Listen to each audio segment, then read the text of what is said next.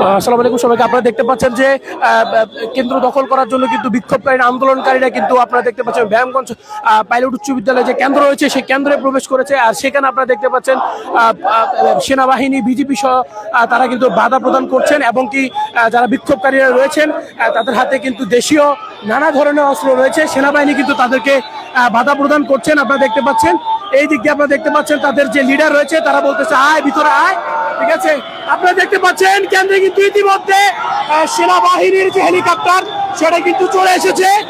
তারা কিন্তু দেখতে পাচ্ছেন এই দিক দিয়ে সেনাবাহিনী কিন্তু তাদেরকে পিটিয়ে বের করে দেওয়ার চেষ্টা করছে। আপনারা দেখতে পাচ্ছেন হেলিকপ্টার চলে এসেছে সেনাবাহিনীর এবং কি এই যারা বিক্ষোভকারী আছেন আন্দোলন করেছে তাদেরকে কিন্তু সেনাবাহিনী বিজিবি তারা কিন্তু কেন্দ্র থেকে বের করে দিয়েছেন এবং কেন্দ্রের যে নিরাপত্তা সেটি কিন্তু ফিরিয়ে এনেছে।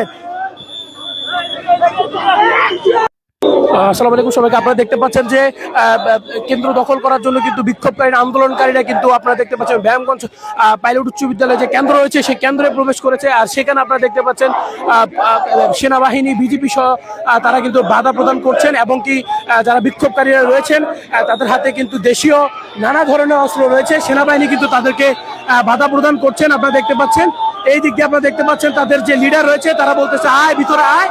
ঠিক আছে, আপনারা দেখতে পাচ্ছেন কেন্দ্রে কিন্তু ইতিমধ্যে সেনাবাহিনীর যে হেলিকপ্টার সেটা কিন্তু চলে এসেছে।